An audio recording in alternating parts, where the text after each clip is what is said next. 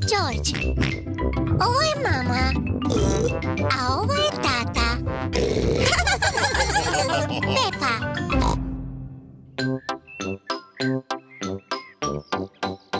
Palačinke.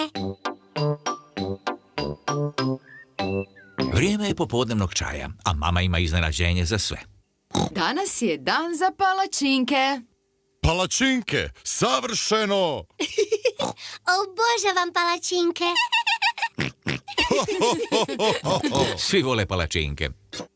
Ja sam stručnjak u okretanju palačinki. To prepustite meni. Jesi li siguran, tata? Prošli si put bio ljut kad ti je palačinka pala na pod.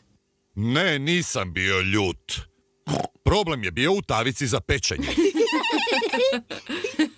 Mama, možemo li mi pomagati peći palačinke? Da, možete mi pomoći napraviti smjesu. Najprije stavimo malo brašna u zdjelu. Onda dodamo jaje. A zatim mlijeko.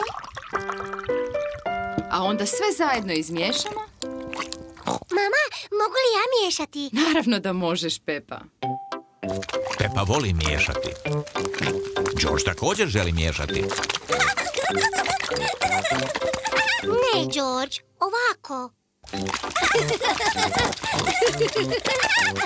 Dobro, dovoljno je izmiješano. Sad sjednite za stol dok ja pečem palačinke.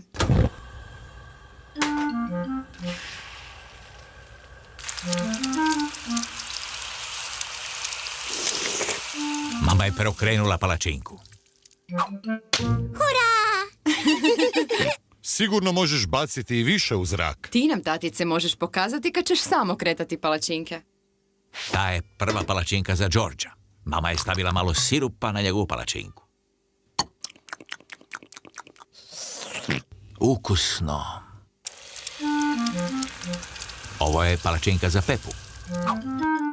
Hurra! Sigurno je možeš baciti više u zrak. Imat ćeš priliku pokazati koliko visoko možeš baciti svoju palačinku. Sirup, molim.